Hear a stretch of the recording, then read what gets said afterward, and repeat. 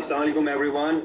We are here for another live session, and our today's guest is Dr. Nasra Naseem, who is a consultant gynecologist at Fatma Women's Hospital, Multan. Assalamualaikum ma'am, कैसी हैं आप? ठीक ठाक?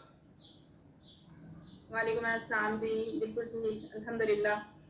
अच्छा ma'am, सबसे पहले तो आपका बहुत बहुत शुक्रिया and on the behalf of farm you as well कि आपने अपने इस बिजी और इतने हेक्टिक रूटीन में से भी हमारे लिए टाइम निकाला है। एंड आई एम श्योर कि ये ऑडियंस के लिए भी बड़ा फ्रूटफुल होगा, क्योंकि काफ़ी सारे जो है वो आपको पता है कोरोना वायरस से रिलेटेड काफ़ी सारी इंफॉर्मेशन फ्लो हो रही है। तो it will be great to hear from an expert like you. तो मैम स्टार्ट करते हैं। मैम थोड़ा सा कोरोना वायरस के बारे में हमें और हमारी ऑडियंस को बताएं कि व्हाट एग्जैक्टली कोरोना वायरस और इससे हम किस तरीके से सेफ्टी मेजर्स ले सकते हैं। जैसा कि आपको पता है कि कोरोना वायरस जो है वो इस वक्त पूरी दुनिया में एक वबा की सूरत में फैला हुआ है, यानी पैंडेमिक हुआ है कोरोना का। ये एक इन्फेक्शन है, रेस्पिरेटरी इन्फेक्शन है। बेसिकली ये ड्रॉपलेट इन्फेक्शन के थ्रू जो है वो स्प्रेड करता है।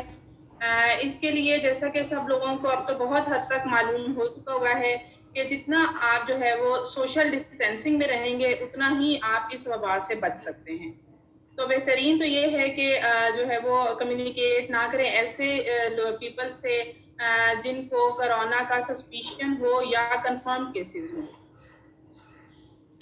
ओके एंड सिंस मैम आप कंसल्टेंट गायनेकोलॉजिस्ट हैं, तो हम चाहेंगे कि हम जो है वो आपसे जो थोड़े सेंसिटिव इश्यूज हैं, एक प्रेगनेंसी एक बड़ा सेंसिटिव इशू है, तो हम उसके और कोरोना वायरस से इन रिलेशन हम कुछ सवालात हैं जो कि एक काफ़ी इंफॉर्मेशन भी होगी हमारी जनरल पब्लिक के लिए भी और काफ़ी इंपॉर्टेंट भी है, तो हम कुछ उससे रिलेटेड आपसे क्वेश्चंस करना चाहेंगे कि कहा जाता है कि जैसे प्रेग्नेंट वुमेन जो है वो ज़रा ज़्यादा ससेप्टेबल होती है इन्फेक्शन के लिए, या उनका जो इंक्रीज रिस्क होता है सिवियर इलनेस के लिए वो थोड़ा ज़्यादा होता है। तो इसके बारे में आप क्या कहना चाहेंगे? बिल्कुल, प्रेगनेंसी जो है वो एक इम्यूनोसप्रेसिव कंडीशन है। इसमें ज़ाहिर है जो इन्फेक्शंस हैं या बीमारियां लगने के चांसेस एक आम खातून की निस्बत ज़्यादा होते हैं। इसलिए प्रेग्नेंट खातून को एहतियात करने की ज़्यादा ज़रूरत होती है। और अगर प्रेगनेंसी के साथ उसको और कॉम्प्लिकेशंस हों, जैसे कोमॉर्बिडिटीज़ हों, जैसे कि उसको कोई खुदा न खास्ता दिल का मसला है या उसको दमे की तकलीफ़ है या उसको कोई डायबिटीज़ है यानी शुगर का मर्ज़ है, तो उनमें ये इन्फेक्शन जो हैं वो ज़्यादा होने के चांसेस होते हैं और उनके सीरियस कॉन्सिक्वेंसेस भी ज़्यादा होने के चांसेस होते हैं।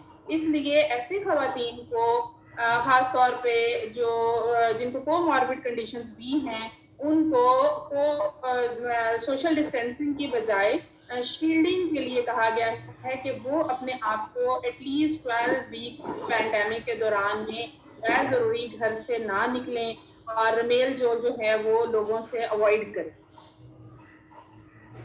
अच्छा, thank you so much ma'am. आपने यहाँ पे एक टर्मिनोलॉजी यूज़ करी शील्डिंग, तो मैम उसके बारे में थोड़ा सा और हमें डिटेल बता सकती हैं कि किस तरीके से ये प्रिवेंटिव मेजर्स प्रेग्नेंट खवातीन को लेने चाहिए और शील्डिंग में क्या क्या ऐसे स्टेप्स हैं जो कि इम्पोर्टेंट हैं?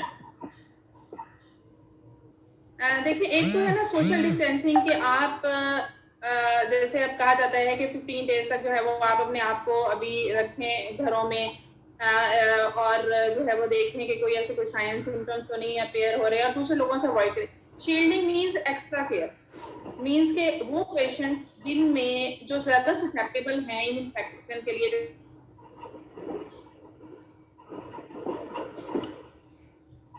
मैंने आपको बताया है कि प्रेगनेंसी के साथ लीव है या उनको कोई हार्ट पेशेंट है तो उनमें जो है वो ज़्यादा एहतियात की ज़रूरत है। तो शील्डिंग मीन्स कि वो एटलीस्ट अपना जो है ना सोशल डिस्टेंसिंग को वो 3 मंथ्स तक एटलीस्ट लेकर जाएं। 12 वीक्स तक वो जो है ना अवॉइड करें लोगों से मेल जोल और अननेसेसरी जो है वो हॉस्पिटल के विजिट्स ना करें। Okay, thank you so much. और मैम जस्ट अनफॉर्चुनेटली अगर इफ कोई प्रेग्नेंट खवातीन है और अगर वो अल्लाह ना करे कि वो उनका कोरोना वायरस के जो टेस्ट है अगर वो पॉजिटिव आ जाता है, तो इसका क्या उनके प्रेगनेंसी के ऊपर कोई एडवर्स इफेक्ट आ सकते हैं?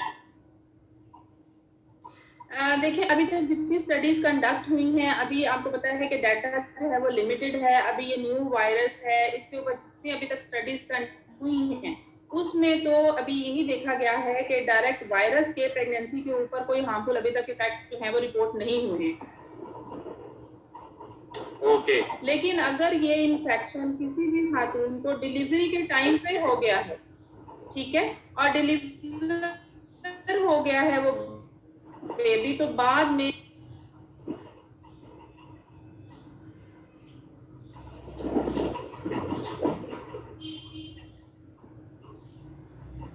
ठीक है, सही है मैम। तो जो इन्फेंट्स जो कि आप कह रही हैं कि जो बॉर्न हो रहे हैं डिलीवरी के टाइम पे, तो वो ज्यादा रिस्क पे हैं एज कम्पेयर टू डिलीवरी से पहले वाला जो फेज है। हाँ जी, क्योंकि इसमें अभी तक यही देखा गया है कि वर्टिकल ट्रांसमिशन के चांस नहीं हुए हैं और ना ही एमनियोटिक फ्लूइड में ये वायरस जो है वो डिटेक्ट हुआ है। तो ड्यूरिंग प्रेगनेंसी अगर मदर को खुदा ना खास्ता कोरोना इन्फेक्शन हो जाता है और वो उससे क्योर हो जाती है, तो pregnancy age is normal effects बच्चे के लिहाज से नहीं है। ओके।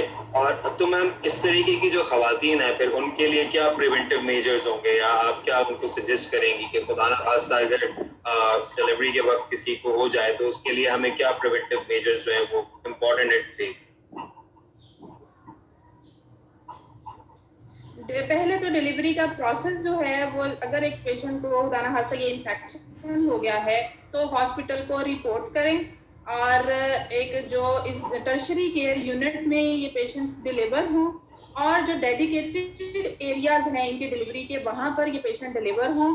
हॉस्पिटल का स्टाफ और जो इन्फेक्शन कंट्रोल जो स्टाफ है वो उनको नोटिफाई करें ये, और उसके बाद डिलीवरी के बाद जब पेशेंट जो है वो हॉस्पिटल में भी रहे तो उस दौरान भी वो जो स्टाफ है वो प्रॉपर जो है वो अपना पीपीई इक्विपमेंट्स जो हैं उसके साथ पेशेंट को हैंडल करे। पेशेंट अगर घर में ट्रांसफर हो रही है या घर से वो हॉस्पिटल जा रही है तो वो प्राइवेट ट्रांसपोर्ट यूज करे, एम्बुलेंस यूज ना करे, और घर में भी बच्चे को आइसोलेट कर दें ऐसी मदद से, ठीक है, आइसोलेट कर दें, और ताकि बच्चे को जो है वो मदर की हैंडलिंग से या मदर की कफिंग स्नीजिंग उससे जो है ना बच्चे को ये इन्फेक्शन ना। ओके। और मैम जो करंटली खवातीन ऑलरेडी जो लैक्टेटिंग मदर्स हैं उनको क्या प्रिवेंटिव मेजर्स लेने चाहिए? देखिए, जहां तक लैक्टेशन का ताल्लुक है, डायरेक्टली इसमें जो लैक्टेशन है वो कॉन्ट्राइंडिकेटेड नहीं है। अगर एक पेशेंट को कोरोना इन्फेक्शन हो गया है तो उसके मिल्क में ये वायरस, अभी तक जो स्टडीज हैं उसमें तो मिल्क में ये वायरस जो है वो रिपोर्ट नहीं हुआ, इसलिए ब्रेस्ट फीडिंग डायरेक्टली जो है वो कोई कॉन्ट्राइंडिकेशन नहीं है। लेकिन वही बात है, जैसे मैं पहले भी बता चुकी हूँ कि बच्चे की हैंडलिंग के दौरान या कफिंग स्नीजिंग के दौरान बच्चे को ये इन्फेक्शन हो सकता है। उसमें बेहतर तो ये है कि अगर मदर ब्रेस्ट पंप यूज करे, और जो मदर का साथ में कोई जो अटेंडेंट है, जो केयर टेकर है, वो बेबी को जो है ना वो फीड करवाए, और पंप जो है उसको बाकायदगी से फिर डिसइंफेक्ट किया जाए। और जब एक्सप्रेस मिल्क मतलब मदर ने एक्सप्रेस करना है उससे पहले वो ब्रेस्ट को सोप से, वाटर से वॉश करे, हैंड वॉशिंग करे प्रॉपर, और फिर उसके बाद एक्सप्रेस करके बिग बेबी को फीड कराए। लेकिन अगर मदर जो है वो इंसिस्ट करती है कि मुझे खुद फीड कराना है तो उस दौरान भी वो प्रॉपर मास्क यूज करे, हैंड वॉश करे, अपने ब्रेस्ट को जो है वो सोप एंड वाटर से वॉश करे, उसके बाद बेबी को जो है ना फीड कराए। और फीडिंग के दौरान भी कफिंग और स्नीजिंग जो है डायरेक्ट बेबी के फेस के ऊपर वो अवॉइड करें। Okay, alright. ये क्योंकि ये इन्फॉर्मेशन बड़ी इंपॉर्टेंट थी, क्योंकि ऑफ कोर्स इतनी पैंडेमिक सिचुएशन आ गई, और जो करंटली लैक्टेटिंग मदर हैं उनके लिए ऑफ कोर्स, क्योंकि उनका तो फिजिकल टच बेबी से रहता ही है, तो प्रिवेंटिव मेजर्स लेना आपने जैसे ब्रीफली डिफाइन किए, तो ये बहुत इंपॉर्टेंट एक क्वेश्चन भी था। और लैक्टेटिंग मदर के ब्रेस्ट मिल्क से तो ये वायरस ट्रांसफर नहीं हो सकता ना? नहीं, ब्रेस्ट मिल्क में वायरस रिपोर्ट नहीं हुआ। ओके, और मैम कुछ खवातीन होती हैं, मेजॉरिटी ऑफ द खवातीन को अगर हम देखें, ऑब्जर्व भी करें, तो थर्ड ट्राइमेस्टर में जाके उनको ड्राई कफ और फ्लू, ये वाले जो सिम्टम्स हैं काफी फेस हो रहे होते हैं ड्यू टू प्रेगनेंसी। और कोरोना वायरस के भी जो सिम्टम्स हैं कमोपेश मिलते जुलते ही हैं। तो आप उनके लिए आपकी क्या सजेशन या क्या गाइडेंस होगी? कि ऑफ कोर्स इतनी पेंडेमिक सिचुएशन है, ऐसे मॉल में जो है वो पैनिक भी हो जाते हैं लोग, तो उनके लिए आपका क्या गाइडेंस होगी? देखिए इसमें जो रूटीन सिम्टम्स हैं, एक तो जो नॉर्मल एक फ्लू और कफ है, वो तो आजकल जैसे वेदर भी चेंज हो रहा है, इसमें तो ये वैसे ही हर किसी को इस तरह से इन्फेक्शन हो रहे हैं। कोरोना के लिए जो है सस्पिशन उस वक्त होगा जब पेशेंट को बॉडी एक्स, पेन्स, हेडेक या उसको शॉर्टनेस ऑफ ब्रेथ या उसको टेम्परेचर, हाई ग्रेड टेम्परेचर जो कि 38.8 डिग्री सेंटीग्रेड से ज्यादा अगर टेम्परेचर हो, ये वाले फीचर जो है ना, ये कोरोना की सस्पिशन में ज्यादा होंगे। उस वक्त फिर पेशेंट जो है वो रिपोर्ट करे और हॉस्पिटल मूव करे। ऑलराइट, एंड जैसे कि मैम डॉक्टर कम्युनिटी एंड जो हेल्थ के प्रोवाइडर्स हैं, जो कि हमारे पैरामेडिक्स वगैरह हैं, वो अभी भी माशाल्लाह अपनी ड्यूटीज निभा रहे हैं, और तो वो मैं समझता हूँ कि ज्यादा हाई रिस्क पर हैं। तो आप हेल्थ केयर कम्युनिटी के लिए क्या एडवाइस करना चाहेंगे? क्योंकि ऑफ कोर्स कुछ डॉक्टर्स ऐसे भी हैं जो अभी तक जो है वो, काफी डॉक्टर्स ऐसे हैं बल्कि जो कि अपनी ड्यूटीज कर रहे हैं, patient different type of patient से एक्सपोजर है, तो वो मैं समझता हूँ कि वो ज्यादा हाई रिस्क में। तो आप उनके लिए क्या सजेस्ट करेंगे टू ड्यूरिंग देयर ड्यूटीज या जब भी वो मेडिकल चेकअप वगैरह कर रहे हैं पेशेंट्स का? देखिए जो बेसिक प्रोटेक्टिव मेजर्स है ना, कि आप मास्क यूज करें, आप ग्लव्स यूज करें, आप जो है वो रूटीन जो पेशेंट्स को आप हैंडल कर रहे हैं। लेकिन अगर कोई पेशेंट ऐसे जो कि सस्पिशियस है तो उसके लिए फौरन रिपोर्ट करें, और उसको डेडिकेटेड जो एरियाज हैं, जैसे कि पेशेंट अगर कोई ऐसे सस्पेक्टेड पेशेंट आता है, उसको आप एक ट्रायज एरिया जो है वो बनाएं, वहां पर पेशेंट को पहले देखें, ठीक है, और उस दौरान में अपने प्रोटेक्टिव जो है वो प्रॉपर पीपीई मेजर्स जो है ना वो यूज करें जहां पर आपको सस्पिशन या कंफर्म केसेस नजर आ रहे हैं। अगर एक जो है वो रूटीन आप पेशेंट्स देख रहे हैं, तो हर पेशेंट के लिए पीपीई पहनने की और यूज करने की जरूरत नहीं है, क्योंकि ये एक पैनिक जो है वो जनरल पब्लिक के साथ हेल्थ के में ओवरऑल है कि क्या सबको ही पीपीई की जरूरत नहीं है। लेकिन चूंकि इसका जो इंक्यूबेशन पीरियड है ना वो 0 to 14 डेज है, तो एनी पेशेंट जो कि अभी इन्फेक्टेड नहीं भी हुआ वो वायरस ट्रांसमिट कर सकता है। तो उसके लिए एटलीस्ट जो है वो आप during handling of the patient जो है वो मास्क और ग्लव्स जो है ना वो पहन के रखें, जो कि अभी पेशेंट सिम्टोमेटिक नहीं है। मतलब अब अभी ऐसे एक जनरल पेशेंट हॉस्पिटल में रिपोर्ट हुआ है, आपको नहीं पता कि उसको इन्फेक्शन है या नहीं है, तो उस दौरान में आप जो है वो अपने प्रॉपर यूजुअल मेजर्स को जरूर यूज करें, लेकिन पीपीई तो जहां पर आपको सस्पिशन हो या कंफर्म केसेस हो उन्हीं में ही यूज करें।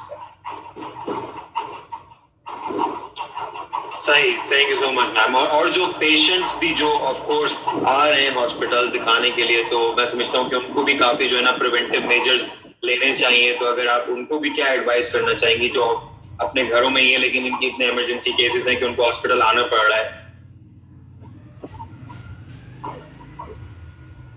पहले तो ये कि जो अननेसेसरी जो है ना वो हॉस्पिटल विजिट्स तो बिल्कुल अवॉइड करें। जिनके जो रूटीन हॉस्पिटल एंटीनेटल विजिट्स हैं वो अवॉइड करें अनटिल अनलेस के पेशेंट को कोई ऐसी रियल इमरजेंसी, जैसा कि उसको कोई खुदा ना खासा कोई ब्लीडिंग शुरू हो गई है, या उसको वाटर बैग लीक हो गया है, या उसको कोई बेबी की मूवमेंट नहीं हो रही है, तो ये वो कंडीशंस हैं जिसमें उसको हॉस्पिटल विजिट करने की जरूरत है। अदरवाइज जैसे एक पेशेंट है जो कि ब्लड प्रेशर की मरीज है लेकिन उसका बीपी कंट्रोल है, तो उसको अननेसेसरी जो है वो बार बार दोबारा विजिट करने की जरूरत नहीं है। आप घर में जो है वो अपने ब्लड प्रेशर को मॉनिटर कर सकते हैं। इसी तरह से अगर वो जो कि शुगर जो कि कंट्रोल शुगर के साथ है पेशेंट, वो भी अपना घर में जो है वो शुगर मॉनिटर कर सकते हैं अनटिल अनलेस के उनके जो है वो ऐसी रियल साथ में कोई कॉम्प्लिकेशन हो गई है जिसकी वजह से आपने एनी कॉस्ट जो है वो डॉक्टर को विजिट करना है। क्योंकि जितना ज़ाहिर है वो हॉस्पिटल में आएंगे उतना ही उनका एनकाउंटर जो है वो दूसरे लोगों के साथ होगा, तो उसमें फिर ये इन्फेक्शन जो है वो एक से दूसरे लगने के चांसेस बहुत ज़्यादा हैं। तो ये तो सबसे इम्पोर्टेंट मैसेज है कि कोई भी पेशेंट, और खास तौर पे जो खवातीन हैं, हामला हैं, या वो जो इम्यूनो कॉम्प्रोमाइज पेशेंट्स हैं, जैसे कि कोई ऐसी कोई अद्वियात ले रहे होते हैं, जैसे स्टीरॉइड्स ले रहे हों या इम्यूनो सप्रेसिव मेडिसिन ले रहे हों, ये सारे पेशेंट्स जो है वो अनटिल अनलेस उनका हॉस्पिटल विजिट बहुत जरूरी नहीं है तो वो हॉस्पिटल्स में विजिट ना करें। हॉस्पिटल्स के अलावा भी वो घरों से बाहर होटलिंग, फ्रेंड्स, पार्क्स, ये वो शॉपिंग मॉल, हर चीज अवॉइड करें। इसीलिए तो कहा है कि उनको एक्स्ट्रा केयर की जरूरत है, कि उनको शील्डिंग की जरूरत है। बिल्कुल ma'am, thank you so much for such an informative session and again we'll just about to end our session. तो उससे पहले मैं आपका अगेन फिर से थैंक यू करना चाहूँगा and I myself and FAMU appreciates the efforts that the whole doctor community is putting up in this pandemic situation. So we surely appreciate your efforts and thank you so very much